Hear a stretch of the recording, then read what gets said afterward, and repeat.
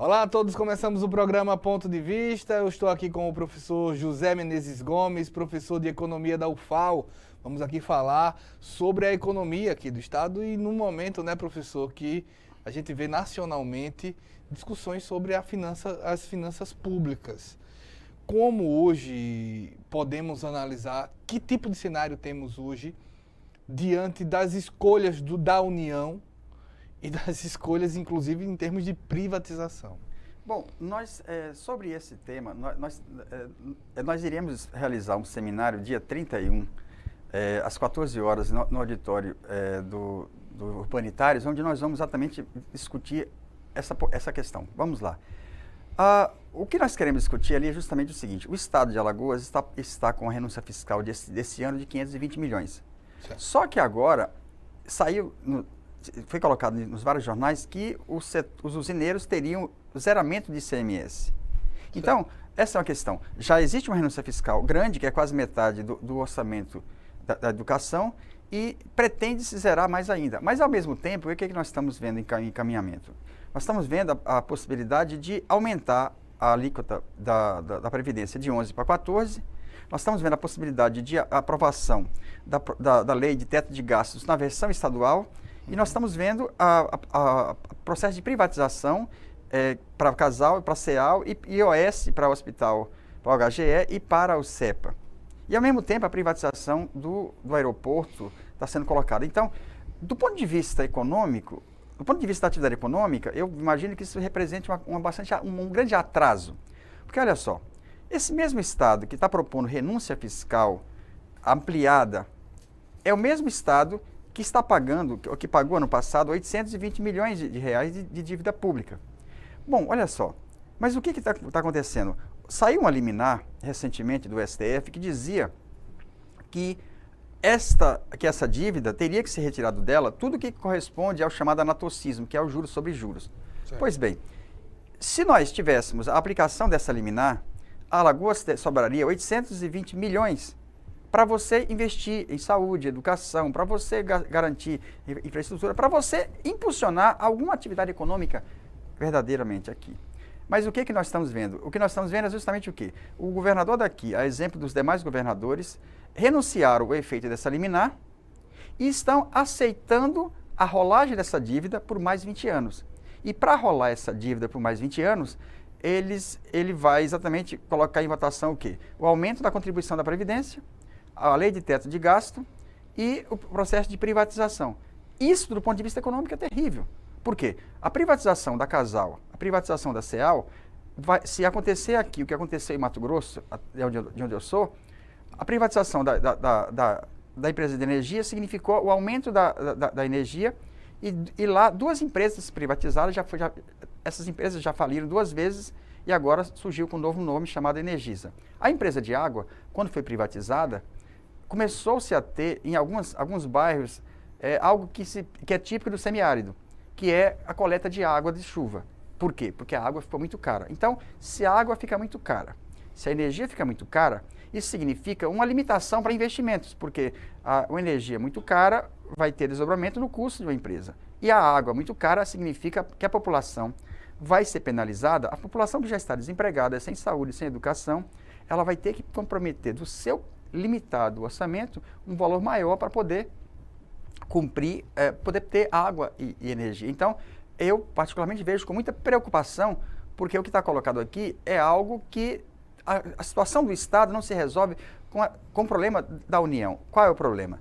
Nós tivemos uma política que elevou os juros brutalmente, inicialmente, a economia entrou em recessão e essa recessão está levando a um problema adicional. Por quê? A queda da atividade econômica reduziu a receita. A reforma trabalhista, ela já está sendo repassada para a questão da Previdência. Por quê? Por que o governo aumentou agora o preço do combustível? Para aumentar a arrecadação da Previdência. Por quê? Porque é o efeito da própria reforma. Ou seja, então, o que está se fazendo nesse país e o que está se repetindo aqui é algo que não leva ao crescimento da atividade econômica. Pelo contrário, porque à medida que você reduz o nível de emprego, à medida que você reduz a massa salarial, até mesmo a Bolsa Família está sendo reduzida. Então, tudo isso eu imagino que poderá criar um cenário muito mais complicado. Mas eu acho que a questão muito importante é a renúncia fiscal. O que é isso? Eu acabei de fazer um levantamento, pegando o caso do Rio de Janeiro, da Paraíba, de Mato Grosso e de Alagoas. Vamos pegar o caso do Rio de Janeiro. O Rio de Janeiro fez renúncia fiscal de 138 bilhões em 6 anos. Eu fui ver qual é o orçamento da UERJ, a Universidade Estadual do Rio, que pelo que eu fiquei sabendo, é a 7ª melhor universidade, que está numa situação de dificuldade extrema, né? calamidade extrema. Então, o que foi gasto de renúncia fiscal, o que foi deixado de arrecadar 138 bilhões, daria para 138 anos o orçamento da UERJ. Então, o que significa isso? Renúncia fiscal. A renúncia de 138 bilhões foi em quanto tempo? 6 anos. Em 6 anos. Mas são 138 anos da UERJ. Aí eu pergunto, o que é mais importante? A UERJ, que atende e que faz pesquisa, que hoje é a 7ª melhor universidade do país, que tem um número de pesquisadores que tem destaque nacional e internacional. Então, mas vamos pegar o caso do Mato Grosso, o estado que eu nasci. Em Mato Grosso, a renúncia fiscal desse ano é de 2,4 bilhões de reais. Fui ver o orçamento do estado e 2,4 bilhões é o orçamento da educação de Mato Grosso. É igual. 2,4 bilhões em Mato Grosso é 4 vezes aquilo que os servidores públicos estão querendo de reajuste. Esses servidores tendo reajuste, isso vai para a economia, isso vai para a padaria, isso vai para o supermercado, isso vai servir para ativar a atividade econômica. Quando você faz essa renúncia fiscal, o que significa isso? Vou pegar o caso da Paraíba, que eu estive lá há 15 dias atrás. Na Paraíba, a renúncia fiscal é de 1,2 bilhões, que é praticamente o mesmo orçamento da educação. Bom, mas como é que funciona a renúncia fiscal? O atacadão, quando você for no atacadão na Paraíba, se for, você paga a sua mercadoria, essa mercadoria você paga o imposto dela, o dono do atacadão vai pegar esse imposto que você pagou e ele vai ter uma lei que permite ele não repassar para o Tesouro Estadual. Então a renúncia fiscal, ela só é renúncia para o empresário que vai pegar esse imposto, mas o imposto vai ser cobrado de quem está pagando. Então, é uma coisa muito ruim, porque no caso de lá, quando você subsidia, ou melhor, quando você cria um tipo de renúncia para setores monopolistas internacionais, o que significa uma grande rede atacadista? Significa que você vai desmontar os pequenos comércios que tem em toda a cidade. E que paga imposto. E que paga imposto. E que esse não vai ter a renúncia fiscal, porque a renúncia fiscal vai ser dada para determinadas pessoas. A deputada Jô Pereira, numa mesa que eu participei de uma audiência pública, ela me disse depois que existe um sigilo bancário de todos aqueles que têm acesso à renúncia fiscal. Então, nós não saberemos quais os setores que vão deixar de arrecadar. Mas a questão toda que nós vamos colocar no seminário é, peraí, um estado que deixa de receber, como Alagoas, já em torno de 520 milhões, e que se for aprovado o zeramento do ICMS dos usineiros, poderá ampliar muito mais, é o mesmo estado que quer privatizar. É o mesmo estado que vai aumentar a alíquota da contribuição da Previdência. É o mesmo estado que vai aprovar um teste de gasto, a exemplo do que já foi acontecer em vários estados, que vai cortar os gastos sociais por, sei lá, 10, 20 anos. Mas o que significa isso? Significa que os gastos com saúde, com educação, segurança, vão ser reduzidos ainda mais. Essa redução dos gastos, ela vai ter implicação econômica seríssima. Mas por que eles aceitaram isso? Tinha uma liminar favorável e eles renunciaram isso e foram para a renegociação. Aí está um detalhe. Porque vai ter 2 a 3 anos sem pagar a dívida. Essa dívida está sendo renegociada. Mas olha só, se você está deixando de pagar, não significa que ela está deixando de ser multiplicada. Então, o que vai acontecer? Daqui 2 a 3 anos, você vai ter que pagar a dívida atrasada, só que você diminui a receita porque você fez renúncia fiscal. Mas não é só isso. Os estados e municípios estão sendo autorizados a fazer um novo ciclo de endividamento externo. O mesmo que levou todo aquele colapso desde que ele chegou em 97, naquela crise. Por quê? Você vai fazer empréstimos em dólar. Toda vez que houver uma variação do dólar, você vai ter essa dívida crescendo.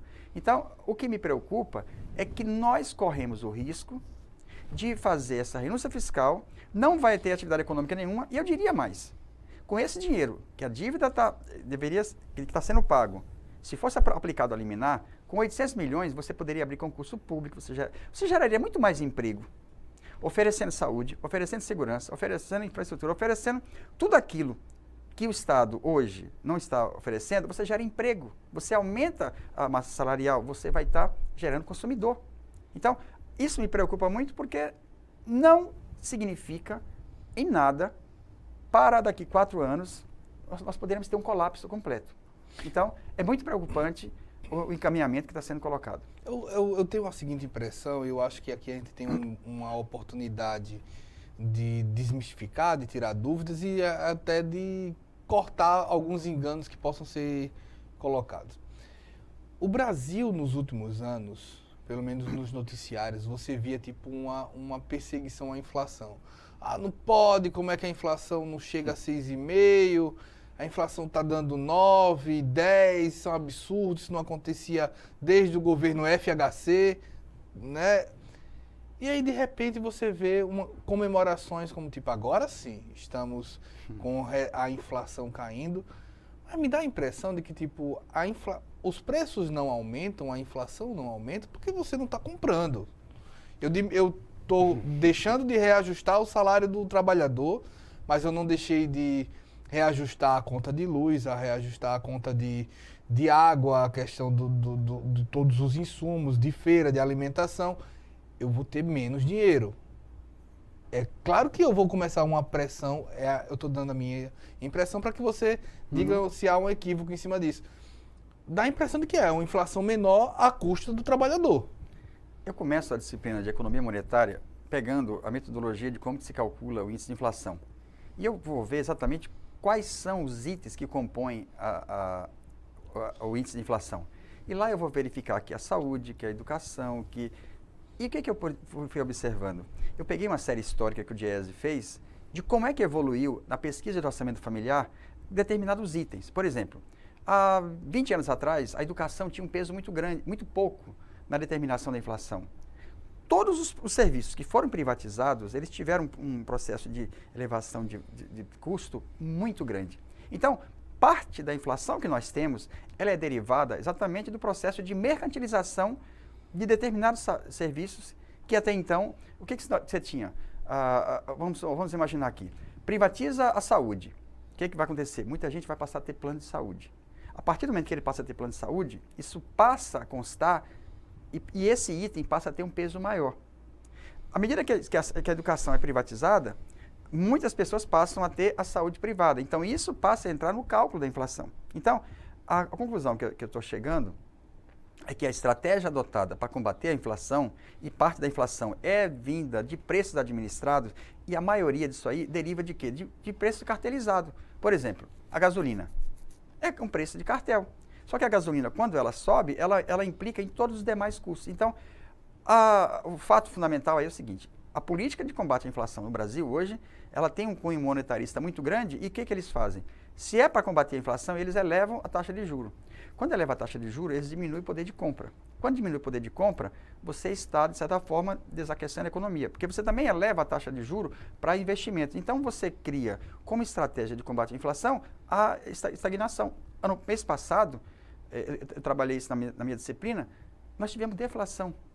Por quê? Porque você cria uma recessão, só que essa recessão, ela debela a economia. Você aumenta o nível de desemprego e somente agora nós já tivemos 5 milhões de pessoas que deixaram de ter plano de saúde e 7 milhões voltaram a andar de ônibus. Deixaram de andar de avião e voltaram a andar de ônibus. Então, para combater a inflação, você acaba destruindo as bases mínimas da economia. E aí o que você vai ter? Uma crise social aprofundada. 60% da população também está com algum tipo de dívida, isso também contribui. Sim, porque olha só, à medida que você tem a redução da massa salarial, o nível de emprego diminuindo, você vai ter que, os seus custos não diminuem. O que você vai ter que fazer? Você passa a ir para o endividamento. Só que na hora que você vai para o endividamento é um caminho sem volta. Por quê? Porque muita gente hoje está pagando uma taxa de juro de cartão que é mais ou menos assim, a velocidade dele é como se fosse o melhor carro de Fórmula 1 e a velocidade do salário dele reajustar é como se fosse aquele carro o pior de todos, que ainda fura o pneu no meio do caminho, porque muita gente não teve reajuste. Se nós formos ver, ultimamente, aqui em Maceió e no Brasil, vários setores dos trabalhadores não teve reajuste há muito tempo. Então, o que você tem? Você vai perdendo progressivamente. E eu, particularmente, tenho um fato novo. Eu estou com 55 anos e o meu plano de saúde, a velocidade dele é maior. Eu cheguei agora, professor associado 3, Aí alguns colegas disseram, chegou associado 3, que legal. Eu falei, mas só que eu, quando chego, a minha idade que eu tô, o meu plano de saúde tem um acelerador gigantesco. Então, quando eu aumento, sei lá, tantos por cento da minha carreira, o plano de saúde é maior. Então, o plano de saúde, à medida que eu vou envelhecendo, ele vai se acelerando, só eu e minha companheira, nós pagamos R$ 1.700 de um plano de saúde. E aí é o que eu sempre falo, mas ele funciona onde? Ele funciona relativamente se eu tiver em Maceió. Mas eu dou aula na UFAL de Santana, no curso de economia da UFAL de Santana. Eu não posso ficar doente ou precisar de atendimento quando eu passar da PRF.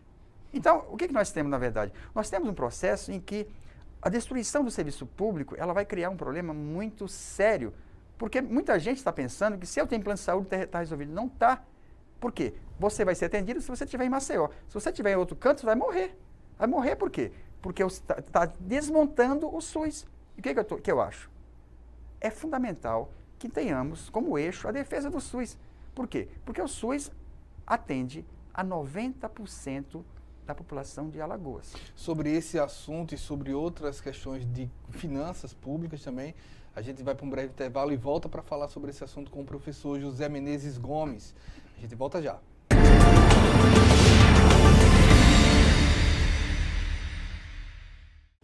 Voltamos com o programa Ponto de Vista. Eu estou aqui com o professor José Menezes Gomes. Estamos aqui falando sobre a economia, sobre finanças públicas e falávamos sobre a saúde. Não faz muito tempo, a gente ouviu do nosso ministro da Saúde que não dá para ter um sistema de saúde universal. Era isso que a gente estava falando, defesa do SUS. A gente olhando aqui o que a gente tem visto, renúncia fiscal, questão de dívida pública, dá para ter um sistema de saúde universal, professor? Bom, a Inglaterra tem. A Inglaterra tem, e lá 87% da saúde é pública. E um argumento que eu vi, um político conservador, ele dizia, o Estado inglês já gastou muito dinheiro para fazer guerras em várias partes do mundo. Por que ele não pode gastar dinheiro para garantir a saúde pública dos que estão aqui? Então, essa é uma questão. Em vários países, a saúde é pública e é de excelente qualidade. Então, mas qual é a questão? Aí nós temos que ver o orçamento federal.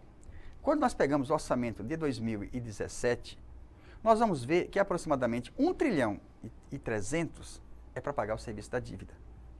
Isso corresponde a mais ou menos 50%. Quando nós vamos observar o quanto é destinado para a saúde, é em torno de 100 bilhões. Então, o que nós temos aí? Praticamente é quase 3 vezes, 13 vezes, aliás, o que é gasto com o juro da dívida é praticamente 13 vezes. Então, a questão toda aí é a seguinte, qual é o problema da saúde pública? O problema da saúde pública é que quem está na gestão do público não está preocupado com o público. O que nós temos aí? O ministro da Saúde, ele estava na torcida, na hora que foi aprovado a PEC 55, que congelou por 20 anos os gastos sociais, ele estava comemorando. Aí eu pergunto, como é que o ministro pode comemorar o corte de verba do seu ministério? Por quê? Porque ele é o que eu sempre falo entre Clark Kent e Super-Homem. Quem representa o público? Não é só a Lois Lane que nunca percebeu que o Super-Homem era a mesma cara do Clark Kent. É porque, na verdade, quem está na gestão do público é o privado. Ele está ali para aprovar leis que retiram direitos, porque o que ele está preocupado é em ter um produto seu. Eu sempre lembro daquela deputada que falava que ia votar a favor do impeachment, e eu fiz homenagem ao seu marido, e o que o marido dela fazia, segundo a Polícia Federal? O marido dela era prefeito de uma cidade que no dia seguinte foi preso porque ele desviava dinheiro do SUS para fazer o hospital privado. E depois esse hospital privado iria substituir o SUS. Então, é mais ou menos isso que eu acho que nós temos que verificar. Quem é que está na gestão do Estado? Eles representam efetivamente o interesse público ou eles estão ali representando o interesse privado? O que esse ministro está propondo? Ele está propondo um plano de saúde popular. Espera aí, grande parte da população em Alagoas, 90%, só tem o SUS como o único recurso para ter acesso. Agora, imagina você, para que vai servir esse plano de saúde popular? Para fazer exame de fezes, exame de urina e eu acho que não serve mais para nada. Por quê? Porque um plano de saúde para uma população de baixa renda vai significar o quê? Ele vai deixar de comer. Ele vai deixar de comer, aí ele vai estar subalimentado, ele vai estar propenso a sofrer qualquer tipo de adoecimento. Por quê? Porque o que o governo está... Esse governo representa quem, na verdade? Esse governo representa o interesse de alguns que querem simplesmente estar na gestão do Estado para transformar ou para aperfeiçoar seus negócios. Não estão ali preocupados em ter acesso à população à saúde. Por quê? Porque a saúde... mas aí tá. A saúde nossa, ela virou uma mercadoria já tem uns 15 ou 20 anos, mais até. E o que nós temos agora? Nós temos hoje, a saúde era a saúde complementar. O que aconteceu? O desfinanciamento da saúde pública foi tamanho que ela acabou sendo quase que majoritária. Porque hoje o que você vai ver? Se você for ver, mas no meu caso, eu sempre lembro disso. Esse plano de saúde que eu tenho, eu não posso ir para o Maranhão, porque no Maranhão ele faliu. E o meu é nacional. Eu não posso ir para São Paulo, eu vou fazer uma palestra agora em outubro lá, e eu não posso adoecer. Porque se eu adoecer em São Paulo, esse plano de saúde fechou, e eu vou ter que ir para o SUS. Ou seja, o dilema que está aí é exatamente esse. Um governo gerido pelos agentes privados para defender os seus interesses, sacrifica, liquida os direitos nossos e transforma tudo isso em mercadoria. Então, eu diria que a questão da saúde, ela é a mais emergencial, porque se nós não lutarmos pelo SUS, nós vamos precisar dele, e na hora que nós precisarmos dele, ele poderá estar na situação que está. Ou seja, e o que está colocado aí? Mas quem é que ganha dinheiro com tudo isso? Quem ganha dinheiro com tudo isso por que 50% do orçamento vai para a dívida pública? Quem que compra o título da dívida pública? São os banqueiros. São os banqueiros, são os fundos de pensão. Então, todo o corte de verba... Mas quem compra o fundo de pensão? Quem compra o fundo de pensão são trabalhadores que, dado a privatização da Previdência, eles acabam pegando parte da sua renda e aplicam no fundo de pensão.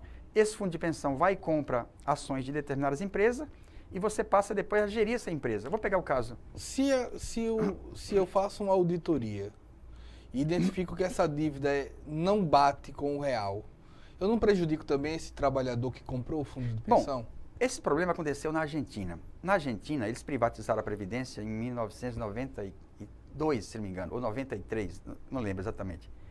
E o que aconteceu? Essa privatização integral da Previdência levou que todo o dinheiro da Previdência que você pagava, ele era aplicado no fundo e esse fundo comprava as ações na Bolsa de Valores.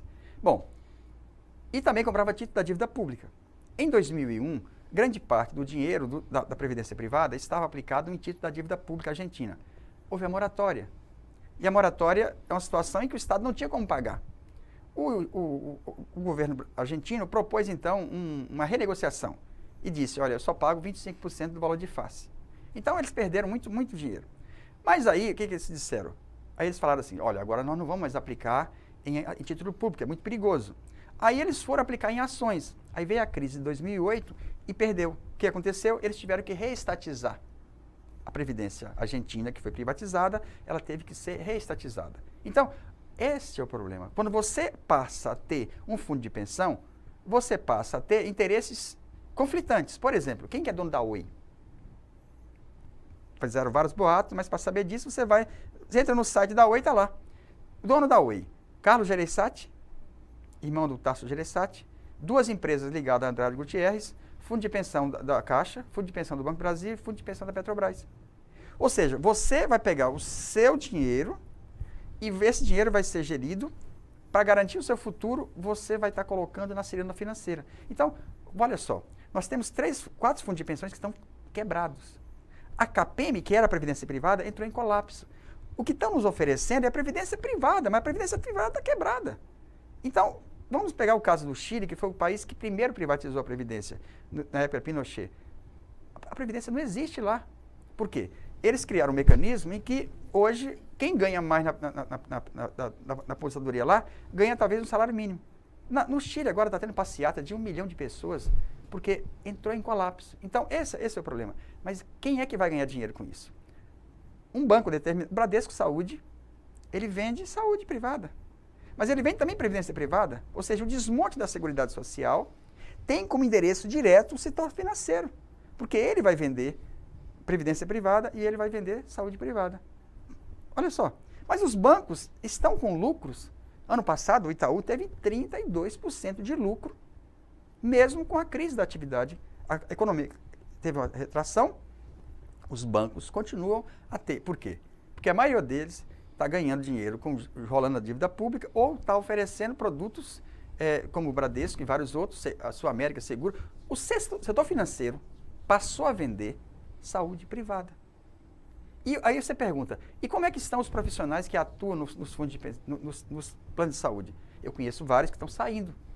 Os principais planos hoje, os médicos mais reconhecidos, ou mais, assim, mais tradicionais, eles todos estão saindo. Querem ser particular. E agora, o Conselho Regional de Medicina, o Conselho Federal de Medicina estava propondo que as consultas seriam pagas. Aí eu pergunto, para que nós vamos ter o plano de saúde? Porque numa situação dessa, o que nós temos? Investiu-se, destruiu o investimento público e agora o que é privado não assegura qualidade nenhuma. Por quê? Porque nem mesmo os médicos que atendem esses planos estão suportando, porque na verdade não são eles que ganham. Quem ganha, na verdade, é o setor financeiro que dá sustentação aos planos. Então, esta é uma questão extremamente complexa, mas extremamente grave. O que estão nos oferecendo aqui é privatizar tudo, mas tudo, primeiro, vai excluir mais ainda a grande parte da população. Só aqui em Alagoas seria 90%.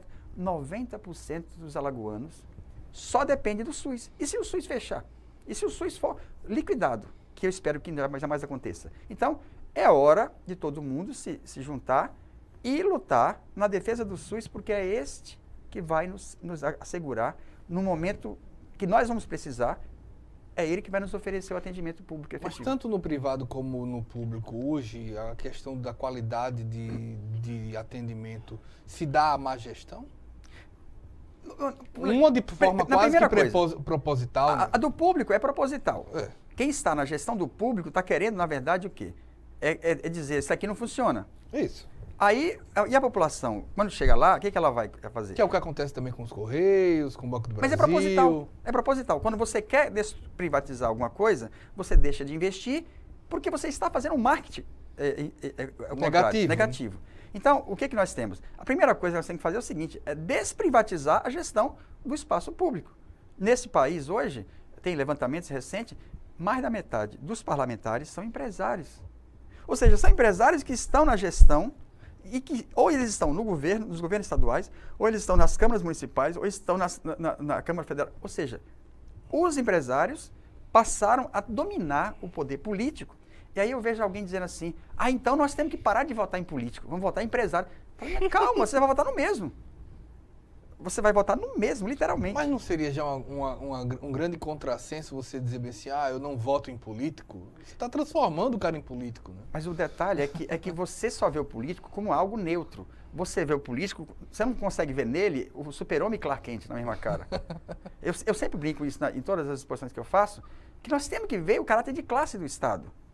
Porque o que faz? Ele chega para gerir o público e ele vai e faz o pior possível. Mas aí o que ele está querendo? Ele está querendo exatamente que aquilo ali seja desmoralizado, que aquilo ali seja destruído. Mas o que ele quer, na verdade? É culpar o servidor público. Porque a população, ela não consegue ver essa relação entre a gestão do HGE ou a gestão de uma escola pública e a responsabilidade do gestor. E a intenção do gestor em qualquer estado. A política que está se fazendo agora é de privatizar. Ou seja, em Mato Grosso, a renúncia fiscal se aprofundou e eles querem privatizar o ensino médio. Na Paraíba, aprofundou a renúncia fiscal e eles querem privatizar o ensino médio. Por quê? O que eles querem, na verdade, é oferecer um novo mercado. Porque essas pessoas não querem montar uma empresa para concorrer com as grandes empresas nacionais e estrangeiras. Elas querem pegar o dinheiro do BNDES, um dinheiro público, a 5%, 6%, montar uma empresa para administrar um presídio. Ou seja, o que eles estão querendo, na verdade, eu estou chamando de um capital parasitário extremo. É um capital sem risco. Por quê? Ele vai oferecer um serviço para o Estado. Na maioria das vezes, quem assina a caneta é ele mesmo. Então, esse é o detalhe. Nós precisamos construir uma linguagem que possibilite à população entender o caráter de classe do Estado e lutar efetivamente contra aqueles que não representam o interesse público. Aqueles que estão, na verdade, preocupados em defender os seus próprios interesses. Mas aí que está. Como ele faz esse papel de Clark Kent super-homem e a população não percebe, uma hora é Clark Kent, ele fala assim, olha, a culpa é dele. Aí ele vai falar, olha, mas se você quiser, tem outro que resolve. Só que é ele mesmo. Só que a população não vai saber que um é a cara do outro. Por quê? Ela vai acabar votando em outro com a mesma cara. E aí você fala assim, votou no Dória porque ele é empresário. Não, ele é político. É político e empresário que fez a opção por estar na gestão do Estado, na maioria dos casos, para quê? Para tentar poder influenciar na destruição do público. E a marginalização de quem? Do servidor público. Ou seja, tudo que se faz é para dizer que o servidor público é o responsável pelos problemas. E, na verdade, o servidor público é vítima, porque ele está sem reajuste, ele está sem concurso público, ele está sem carreira, ele está numa situação dramática. E aí, o que você faz? Qual é o problema principal de cada estado? É a dívida pública, disso ninguém fala. Disso ninguém fala. E, mais uma vez, foi vetado a auditoria pelo governo Temer, que estava prevista para o ano que vem. Para falar também dessa auditoria da dívida pública, a gente vai para um breve intervalo e volta com o professor de Economia da UFAL, José Menezes Gomes. A gente volta já com o programa Ponto de Vista.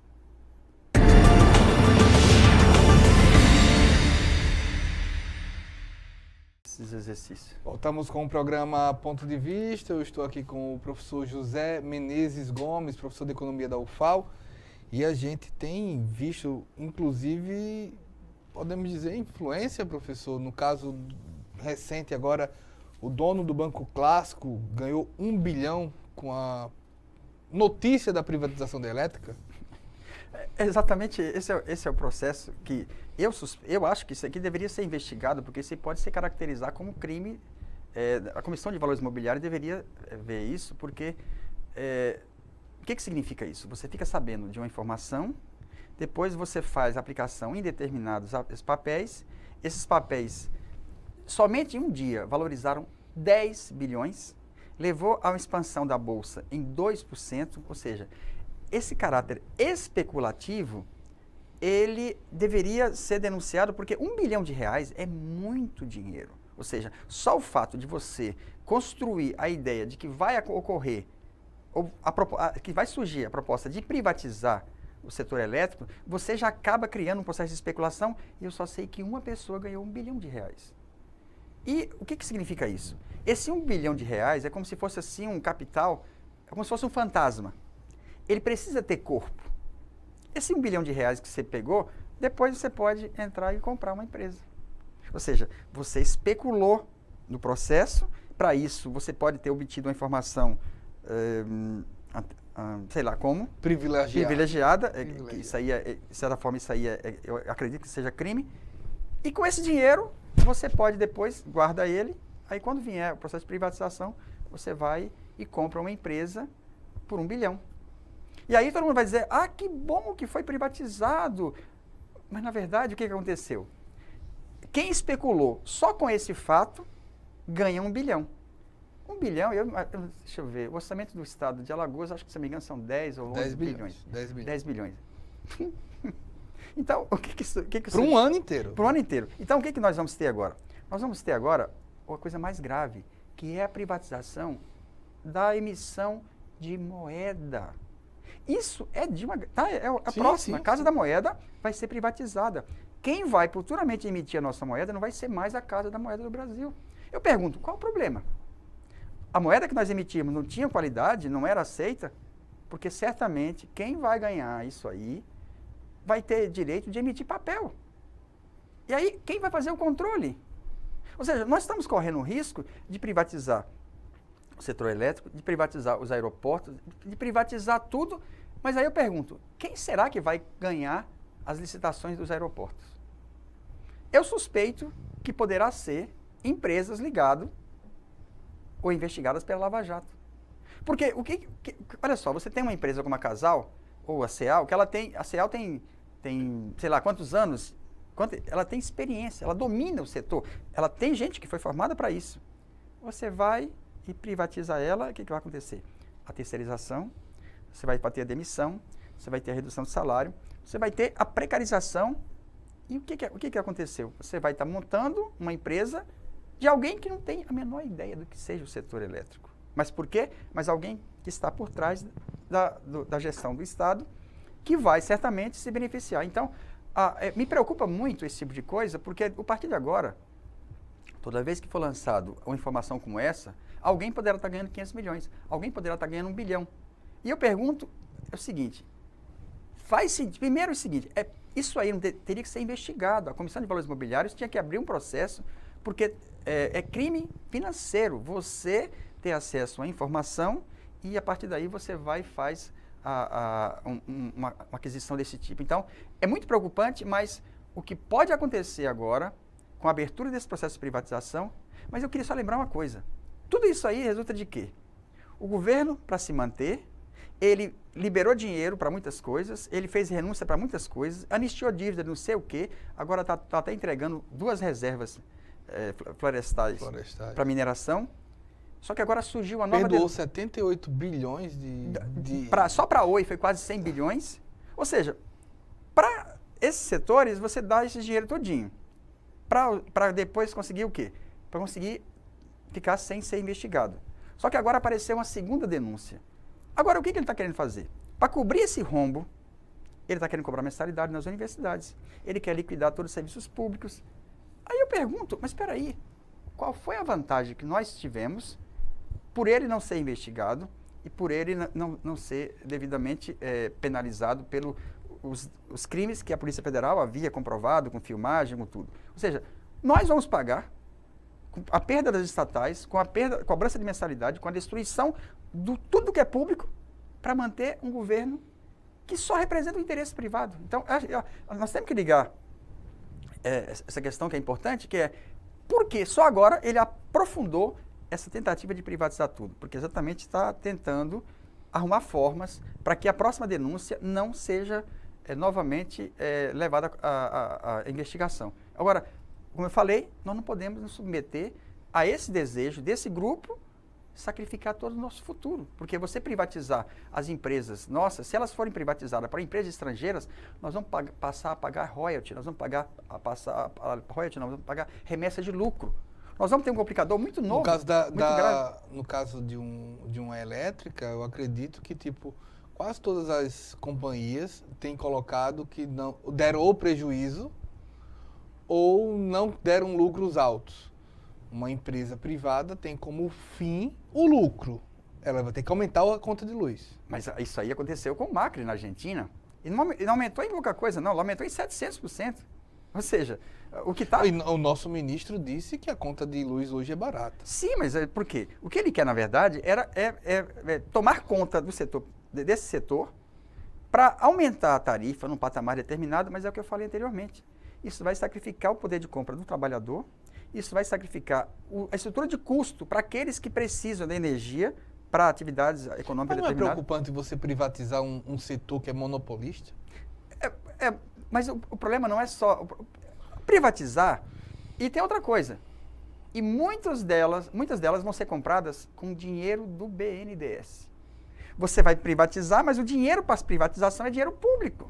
Aí você paga 6%, você pega dinheiro emprestado no BNDES a 6% ao ano para comprar uma empresa estatal. Mas peraí, esse mesmo Estado, ele capta dinheiro no mercado financeiro, se não me engano agora, 9 e pouco. Então, o que nós temos aqui? É um tipo de privatização que, na verdade, é transferência do público para o privado com dinheiro público. Ou seja, por que a população vai ter que pagar um subsídio para aqueles que vão querer comprar as empresas estatais? Mas, certamente, aquele que ganhou 1 bilhão, já, do nada, ele pode futuramente, se o processo de privatização aprofundar, virar dono de uma empresa de energia. Assim que aconteceu, ele materializou uma riqueza fictícia que ele obteve em função da especulação de uma informação, que poderia se chamar de tráfico de influência. Então, nós temos que ficar atentos, porque do jeito como está aqui, nós vamos ter energia cada vez mais cara, água cada vez mais cara, o salário cada vez menor, os direitos cada vez reduzidos, e aí o que vai ter? Nós vamos ter uma situação de crise social gigantesca. Muita gente está apoiando as reformas trabalhistas e tudo mais, só que muita gente está esquecendo que tem o seu comércio, mas quem que compra aquilo ali? Quem compra são os trabalhadores. Se eles vão perder o emprego, se eles vão perder 13º, eles vão perder tudo, eles não vão poder comprar. Não podendo comprar, alguns setores vão parar. Eu já citei, 5 milhões de pessoas deixaram de ter plano de saúde, se não me engano, 7 só andam agora de ônibus. Ou seja, nós temos uma regressão social profunda e grande parte disso por quê? Está se aprofundando um sistema econômico que simplesmente está preocupado em garantir o lucro dos banqueiros. São esses que dominam as principais redes de TV, os meios de comunicação, influenciam até mesmo as universidades, influenciam até mesmo os cursos de economia no Brasil e no mundo. Hoje, eu até digo que em várias partes do mundo se formam economistas para banco. Economistas que só estão preocupados em criar políticas ou modelos matemáticos que sirvam para justificar mais corte de gastos públicos, mais juros para ser pago, porque hoje os bancos vivem de comparativo da dívida pública. Eles estão na TV, né, professor? Sim. Eles estão como colunistas na TV. Sim, exatamente. Hoje, eles têm... Você liga, Ana Maria Braga, ela já fez a propaganda da Previdência Privada. Você liga numa novela determinada, alguém já falou, você tem que fazer Previdência Privada. Todos os meios que você pode ter são usados para desinformar e para justificar o que seria injustificável, que é o quê? Colocar a nossa velhice na mão do sistema financeiro. Isso não se pode. Por quê? O momento que você está mais fragilizado é o momento que mais você precisa de previdência. E quando você tem previdência privada, você não tem rumo. Veja todos aqueles que aplicaram na CAPEM nos anos 80. Eles perderam muito dinheiro. Agora ela voltou com o nome de CAPEMISA. Mas o que se quer agora? É acabar com a previdência pública para abrir mercado para a previdência privada. Quem está por trás da previdência privada? Os bancos. Ou seja, se você acaba com a saúde, os bancos ganham porque são eles que oferecem plano de saúde. Se você acaba com a previdência, eles ganham. Então, essa é a questão que nós temos que colocar. O Estado brasileiro, ele serve para quê? Só para cobrar imposto, fazer renúncia fiscal para os ricos e pagar juro da dívida e privatizar todos os serviços? É só para isso? Eu acho que não. Quando o Estado Nacional surgiu, ele surgiu oferecendo o quê? Oferecendo desenvolvimento, benefício social e o mínimo que está no artigo 3º, que seria exatamente o quê? Lutar contra as desigualdades regionais, sociais, contra todo tipo de preconceito. Ou seja, o artigo 3º da Constituição, ele, que já não está sendo praticado há muito tempo, ele ficaria ainda mais distante de ser praticado. Por quê? Na verdade, o que parece é que a Constituição se resume a buscar assegurar os lucros de um setor determinado. E que isso implica em destruir os direitos e tudo mais. A nossa tarefa aqui é exatamente procurar fazer o processo de auditoria para que mostrar quem são os verdadeiros responsáveis pela dívida pública. Como seria feita essa auditoria? Bom, nós já estamos fazendo aqui em Alagoas e estamos fazendo em vários estados. Nós pegamos inicialmente a Lei de Livre Acesso à Informação, que nos assegura solicitar à Secretaria de Fazenda Estadual. A partir daí, nós pegamos esses documentos e aí nós começamos um processo de análise. Nós já temos bastante indicadores sobre a dívida daqui. Nós já sabemos quem foram os responsáveis por ela. Nós já sabemos que o Produban é o principal responsável por mais da metade da dívida. Nós sabemos que parte da dívida de Alagoas também derivou das letras financeiras e dos precatórios judiciais, que era ilegal. Nós já sabemos que parte da dívida anterior a 97 foi dívida contraída durante o regime militar e que essa dívida praticou várias cláusulas que eram ilegais, mas nós ainda precisamos aprofundar ainda mais. Nós precisamos agora comparar, verificar o que significou o pagamento dessa dívida e o não pagamento da dívida social. O que nós queremos aqui? Qual dívida o Estado tem que pagar?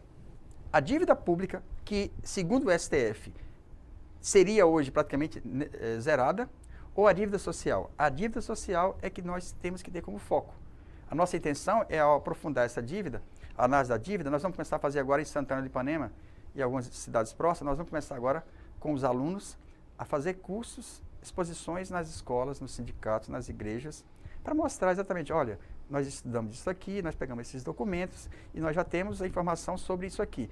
Você está sem saúde porque o orçamento do Estado desse ano designa 13% para pagar o serviço da dívida, que é mais do que a verba de educação. O que nós queremos agora é envolver mais alunos, mais movimentos sociais, para que todos saibam, porque o segredo da No caso de Alagoas, 820 milhões. Milhões ano passado. Este ano... Em 2016. 2016. Esse ano eu não tenho o valor exato. Isso é mais do que a educação.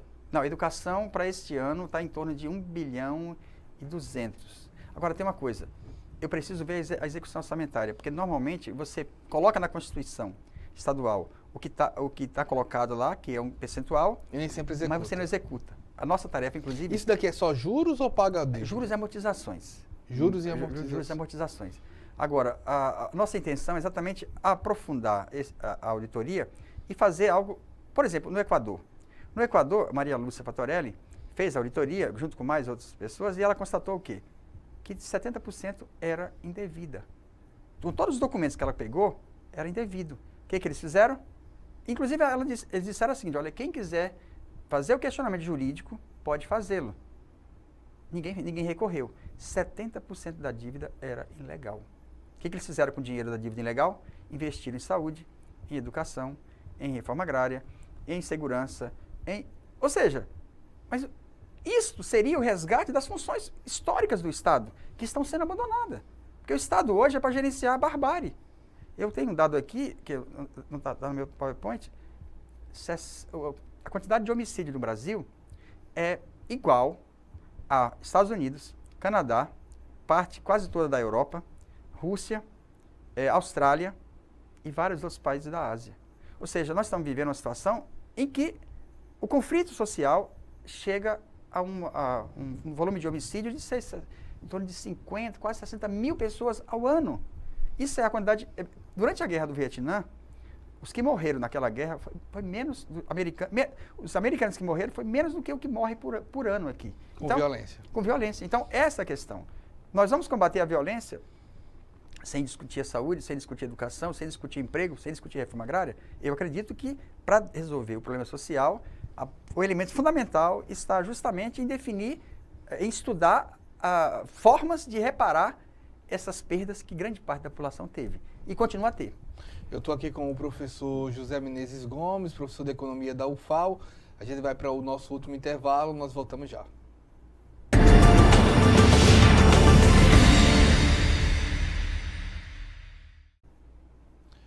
Voltamos com o nosso último bloco do programa Ponto de Vista. Eu estou aqui com o professor de Economia da UFAL, José Menezes Gomes.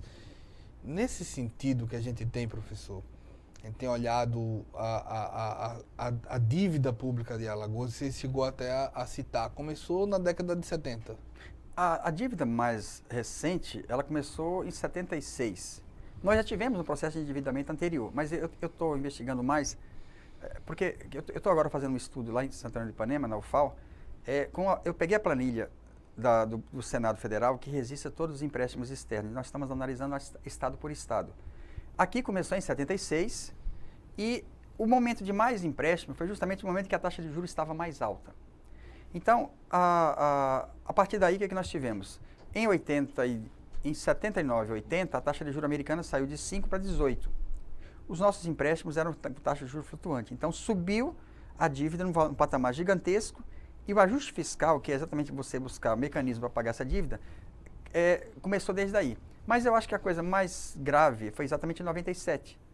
Porque em 97 nós tivemos um estrangulamento completo, nós tivemos 8 meses sem pagar salário, nós tivemos uma situação de colapso completo. Parece que as escolas ficaram quase 2 anos sem funcionar. A partir daí, se esperava que tinha encontrado uma solução. E a solução, naquela época, foi a Lei 9496 de 97, que rolou essa dívida, que transformou essa dívida de Estado em dívida da União. Só que isso foi rolado por 30 anos. Mas quando foi feita a rolagem, eles exigiram um monte de privatizações. E o que nós tivemos depois? A taxa de juros cobrada foi de 7,5%, mais uma coisa chamada IGPDI, que é um índice muito alto. Curioso é que esse mesmo governo, quando empresta para o empresário, ele empresta a 6%. Mas quando ele empresta para a unidade federativa, ele pode chegar até 20%, 30%. Teve anos aqui que a taxa de juros chegou a 40%. Então, o que nós temos? Uma situação em que a dívida, que era naquela época, em valores atualizados, 2,8 bilhões, o Estado pagou 7,3, dados até 2014, e deve 10,5. Ou seja, nós criamos um sistema de agiotagem e grande parte dele deriva não só da taxa de juros, mais o IGPDI, mas deriva do chamado anatocismo, que é o juros sobre juros. Se retirasse o juros sobre juros, tal como está na liminar, que foi dada para 11 estados, a dívida de Alagoas ou seria bem menor, ou talvez nem existiria. Então, nós já temos, o próprio STF já declarou ilegal o volume de dívida derivado do anatocismo. O que eu sempre digo é, mesmo assim, os governadores todos disseram não, esqueçam a liminar, vamos fazer a renegociação. Olha só, o que eles estão querendo fazer, na verdade? Eles querem, na verdade, é pegar mais 3 anos sem pagar, ter um novo ciclo de endividamento e aí fazer renúncia fiscal. Então, eu estou prevendo que, se não for feito nada, os estados, as unidades federativas vão entrar em colapso daqui 3 ou 4 anos, porque a política que está sendo feita, ela é totalmente irracional. Tudo isso vai estar sendo debatido no seminário. No seminário, nós vamos tratar dessa questão, mas nós vamos tratar também da questão da Previdência. Nós estamos trazendo um professor da Bahia que fez o doutorado dele sobre o regime próprio de Previdência da Bahia. Cássio Araújo vai falar sobre o acordo dos usineiros e os impactos para as contas públicas. E, infelizmente, ontem eu tive o representante do AL Previdência que estava confirmado para participar, ele disse que não poderia participar. Mas nós vamos discutir o regime próprio de Previdência de Alagoas também. Então, o seminário visa exatamente colocar na ordem do dia a seguinte questão. O governo que está fazendo renúncia fiscal cada vez maior, ele está querendo aprovar o aumento da Previdência, ele quer criar fundo de pensão para os servidores e ele quer aprovar uma lei de teto de gastos. Ao mesmo tempo, ele quer privatizar a Casal, a CEAL e ainda OS para HGE e CEPA. Ou seja, como é possível que políticas tão distintas sejam tratadas sem que façamos um enfrentamento? Ou seja, o seminário tem como objetivo exatamente colocar, no final dele nós vamos fazer um manifesto, e nesse manifesto nós vamos fazer um resgate sobre a dívida, sobre a questão da Previdência, e principalmente nós vamos fazer um manifesto contra a privatização da Casal, da CEAL e de todos os outros espaços públicos. Por quê? Porque, na nossa visão, privatizar esses espaços públicos só vai aprofundar ainda mais a crise. O que deveria ser feito? Nós temos que verificar quem são os devedores, quem são os grandes devedores da CEAL, por exemplo, da Eletrobras. É muito importante saber. Pelo que eu estou sabendo, parece que são 140 milhões de dívidas que não foram pagas. Ou seja, essa dívida vai ter que ser executada. Quem é que não está pagando a Casal? Porque o problema da Casal e da CEAL não é o fato dela ser estatal. É o fato da forma como ela está sendo gerida. Ou seja, as empresas estatais, elas teriam que ser geridas para representar os benefícios para a população. E não uma situação como essa em que hoje, grande parte das empresas estatais, elas estão totalmente... Elas contratam terceirizadas. O que nós defendemos é que ela faça concurso público, que se faça capacitação, que tenha um plano de carreira, que as pessoas que ali trabalhem tenham direito. Porque o que está caminhando aqui é fazer mais ou menos o que fizeram em Mato Grosso. Privatiza e demite grande parte dos funcionários e contrata alguns por um salário de 1/3 e contrata um monte de gente que não tem nenhuma identidade com o setor. Então, o seminário tem como objetivo justamente discutir os rumos que está sendo feito, não só para Alagoas, mas para todas as unidades federativas, que podem ameaçar o bom funcionamento do Estado, resgatando as suas funções iniciais que justificou a criação do Estado.